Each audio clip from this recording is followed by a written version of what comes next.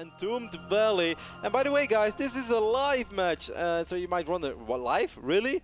What time is it in Serbia? Well, I can tell you guys that it's 3 or maybe even 4 AM, but I don't think they got the +1. I think only Ukraine gets it, or like Ukraine is the Ukraine line. Let's call it the Ukraine line. I think that's where the Ukraine line. That's where the +1 starts. In any case, this is a live match. So BeastyQT is making it a late night. Now we do know that he loves his late nights, Ben. As you stated before, we lived for over 90 days with BeastyQT. I saw a lot of his games. I'm always inspired when I watch him play. I think he's an awesome guy. Might be a little bit whiny from time to time. Like, he takes losses hard. Certainly yes, he does. Against the race that he plays right now, but overall, fantastic player, fantastic guy. And it's awesome that he's playing live in the middle of the night. The only real criticism I can make of Beasty as a player, Kevin, is that when he gets rattled, he seems to fall apart a little bit. When he's playing his best StarCraft, he is... I truly believe he is at the same level as the top Koreans, but when he's off his game, when something goes wrong and he has to kind of make do or maybe improvise a little bit, I feel like he's just not comfortable playing from those weird positions. Yeah, it's his mindset as well. Just as many of those foreign turns out there, Ben. As soon as one thing starts going wrong, it feels like a lot of things are going wrong. They get upset and they are not pleased about anything, and they blame everything but themselves. And it's sad to see BC sometimes like that, because as you said, if BC plays his absolute A++ game, as we like to call it, he is really a monster, and he's always a cutie whether he plays his A game or not. Oh, he sure is. We definitely miss Beasty. It was so fun having him here with us for a little while. Miss him loads. Of course, Liquid Hero is also a lovely Protoss player. Unfortunately, we never had the chance to live with him. Ben, I wouldn't mind, though. I wouldn't mind at all. No, I've heard some really great stories about Hero. Hero is quite popular with the ladies, in fact, Kev. Well, can't blame the ladies. Can't blame Hero. Well, I mean, he's a handsome guy. He's a super successful pro gamer. And I heard a really funny story once where Hero was like, oh, yes, the ladies love me, but I'm not going to settle down. I'm only going to marry someone that's as famous as I am. Did he say that? Yeah. That's cool. Of course, guys, as we were talking about how awesome these guys are, and we're not making it up, they really are that cool. BC also has a great self-reflection, in my opinion. Like, he says, I know that there are people out there who don't like me, and he's like, I would never say that I'm the nicest guy out there. And he said, I would even admit that they have a good reason to dislike me because I don't always behave perfectly. He's like, but that doesn't mean I'm a bad person. I was like, oh, that's so adorable. As Hero is scouting, and we saw Hero opening up with a double gas, by the way. He wasn't putting all the probes in the assimilators yet. As we can see right now, still just 2 probes on each assimilator. This is wow, that's a very offensive pylon, by the way. Probe, hidden pylon, as we sometimes like to say. But BC's opening is not all that bad, man. Despite opening up with a refinery, which I believe Hero Scout... No, Hero never was able to enter the main base. I actually thought he did, so excuse me for that. Oh, the Reaper follow-up, that is not good, because you know why, man. It takes 45 seconds to create a Reaper. This is excellent, though, for Beasty, as he's going to get a free Zealot. It's important not to take any real damage on the Marauders. Actually, it takes 2 slices. But you have to realize he is, of course, microing from Serbia on the North American server, so sometimes we do see missteps and imperfect control. Both players expanding at around the same time. These Marauders still going to push forward. This is a little scary for Hero, who's only got a single gate right now. Yep, and he did drop the Nexus, so going for the Parting expand, as Parting used to play like this for quite a while with just 2 probes on gas, then adds 2 additional gates. A lot of Protoss players love this build, Ben, and can't blame him, it is an excellent build. BC's command center is not as quick as it would have been if he would go for the no gas fast expand build, but he is able to put a little bit of pressure on the front. If you guys wonder, like, why is he adding the Reaper? Because Protoss needs their full attention to deal with these 2 Marauders as they kill Stalkers in head-to-head battles. Probe tries to sneak out, but Beasty's going to catch it. That's a very important play. It also alerts Hero to what Beasty's doing. Exactly. Now Hero actually knows, because BC's plan originally was to bring this Reaper over here. Look at where the Stalkers are, but this also means that, oh, wow, great force field by Hero. Superb defense by Hero so far. Yeah, very nicely done. Even killing the Reaper, and Beasty has no choice. Totally shuts this down. You know, Beasty going for a little bit of early aggression, Kevin. I don't think it really put him behind, though. I mean, expansion's finishing about the same time, worker count about the same, but Beasty is on double orbital. I think he's in okay shape moving forward. Hero, of course, obviously very comfortable. Loving this follow-up, by the way, Ben. Double Rex reactor, so that means that he's going to get a ton of Marines. And I'm curious to see when he's going to drop that factory, or if he is even going to drop the factory. He has the gas for it right now, but he might just want to go for a super sick 3 Rex and put and just kind of try to all in. Hero has to be careful. Hero overextending. Well, maybe not. That's actually these force fields are phenomenal, and he's going to catch 2 more Marauders. Gonna lose 1 more Stalker. Doesn't want to risk losing that those last 2 Marauders. Throwing down extra bunkers because he is very aware. Those bunkers are not gonna die though. Good focus fire right there by Beasty. Picked off that 1 Stalker. That's a great pick off. I love that those SCVs are out in front of the bunker. Beasty is dropping the factory now, Ben, which kind of makes me wonder if he wants to wait for the Medivacs. It's gonna be pretty damn late. But he could have dropped the factory much quicker as he had that gas for quite a while.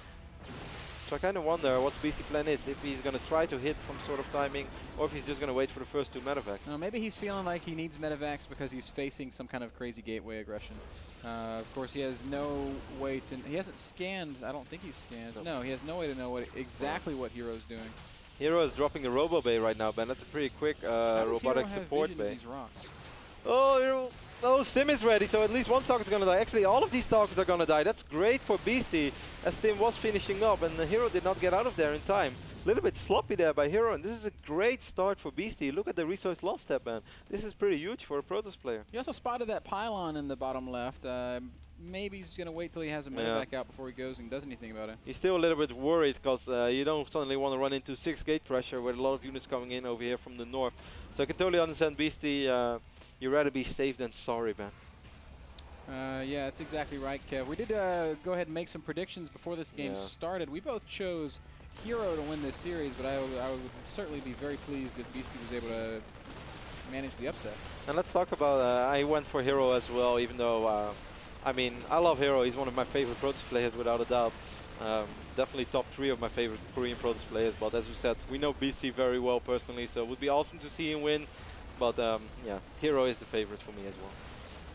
3rd command center is not even started yet for Beasty. Why does he want to kill these rocks? Maybe he just wants to kill the pylon from the high ground, from the safety of that high ground. It just makes it all a little bit easier. The thing is though, Ben, as Hero dropped a pretty quick Robo support bay, and even despite putting on quite some pressure, he lost a lot of Stalkers. Actually, he doesn't have a single Stalker on the map right now, so defending against drops is going to be a little bit tougher.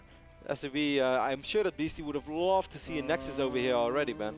Does Beasty see the Observer? Yes, he does. That's a really nice pick off, and that's going to really darken things for Hero. Certainly, because Hero needs the robotics facility right now. This actually really doesn't look all that great for Hero at the moment. Now, knowing Hero, Ben, he will probably find some way to still cover every area and be all fine. But normally, this is a super tough position for Protoss to be in. I'd be really afraid if I was Hero right now, but this is Hero, so I guess he has a plan. Well, he does immediately send out a probe, which is really nice. But Beasty's got a Marine in position to intercept this probe. Which is going to... Oh, great force fields by Hero. Oh my god. And Beasty's not using the Medivacs to pick up those units, so wow. Okay. Wow. Hero does not have to be afraid, man, because he's Hero. Yeah, he's in excellent shape now, Kevin. After that exchange, going catapulting ahead in the resources lost tab and making himself completely safe from any additional aggression sloppy from Beasty. Yeah, felt like he just looked away for a second. Oh, but actually Hero is quite far out of position right now, Ben. Oh, he has a couple of stocks in his main. Never mind, he's all good. That's so sick how easy he turns things around. He makes everything look easy. It's unfair. Look at this as well. Like, little probe, but massive information there. And Hero should have spotted that. He isn't really positioning anything for it just yet. Orange is such a nice color to spot on the minimap there. That's actually a really true point. BC does go ahead and unload this little Medivac to try and pick off this spotter pylon. Pylon kind of serving its purpose there. Ooh, oh, sentry. That's okay. Nice. It's very nice. Doesn't lose anything. Picks up a pylon and a sentry. And he could pick up this pylon as well. Maybe even the Stalker, as he still has those concussive shells, and I think he will get it. Hey, this is really nice. Beasty getting a couple of minor exchanges, but those are pretty big. He's even going to get a Zealot, maybe. Oh, Beasty. Yeah, but he's going to lose everything. The Medivac and all that work now. But during all that, man, Hero's army was actually a little bit out of position, and Beasty is going to force a cancel on this Nexus. Maybe timing it just a little bit too quickly. He rather goes for the Stalkers, which I can't blame him for. This is guaranteed damage, man. This is 3 Stalkers and 2 Zealots and a pylon, and then he will still be able to get out of there. This is Beasty is playing really solid. Live to harass another day behind this. Yes. Beasty has taken his own 3rd base. He's mining there. He's got the orbital working. Wow, and look at the worker count as well, Ben. 61 SCVs against 59 probes for a Hero. Beasty, despite making that one mistake over here, sending those units too far forward, making it too easy for Hero to force field up and not picking up those units, has pretty much played a flawless game. And right now, Hero has lost way more resources again than Beasty. These guys playing very evenly, it seems, at least at this point in the game. There is an observer spotting Beasty's army right now. And then with an economy like this, it actually gets really nice to play against Colossus, because Beasty has the money to overproduce Vikings. And the moment you overproduce Vikings, we've seen it in, for instance, TT1 against the Muslim, where the Muslim had enough Vikings. Colossus, I mean, the Colossus are never useless. I will never say in a million years become useless. But if a Terran has that many Vikings, it's quite easy to deal with them. Something else that's kind of working against Hero right now is he's pretty far from any sort of Templar tech. Oh, free Colossus! Oh no, Hero, that's a huge mistake, and the Vikings will easily pick off that Colossus. That's massive. Good forward blink there though. He's going to pick off one Viking. Stim is activated right now, still decent positioning. BC, you don't really have to fight yet. Your economy is so much better. He's not completely committing, does lose some units maybe a little bit carelessly.